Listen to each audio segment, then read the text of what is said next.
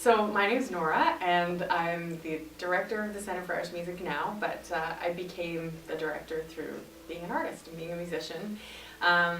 So I'm playing a tune today that is called The Milk Market, and it's a tune that I wrote when I was living in Limerick.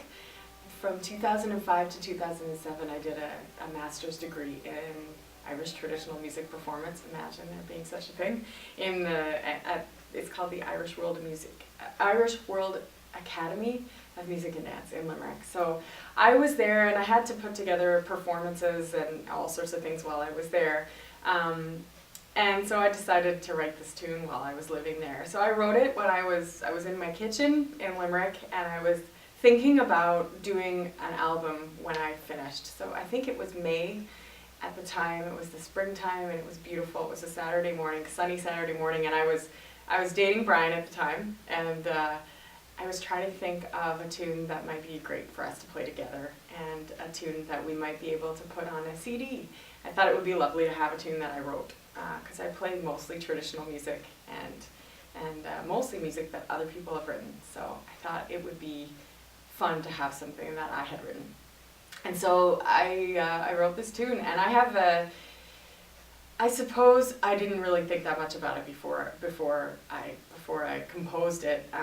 It wasn't really premeditated, and I wasn't planning on writing a huge piece. It was just going to be something simple, part of a set of tunes. And so I sat down. I'm a real thinker. I think when I think on paper.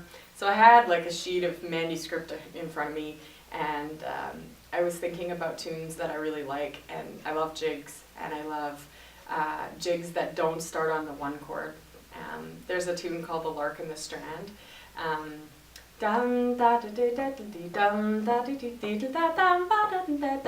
So that tune I love, and I was really liking it at the time, and I'd always liked that tune. So I thought, well, maybe I should write a tune that is a bit like that. So I just used that as inspiration, I suppose. And so the tune does start a lot like that tune, and it has the same chord structure, starting on a 4, and then eventually getting to the 1. I find it has such a natural drive, and it kind of goes into itself. You keep wanting to play it over and over again. So that was kind of how I started it, and I started the beginning of it. I think I wrote that down, and then I used that, recorded it, and just improvised over top of, not over top of, I just improvised using that as the beginning.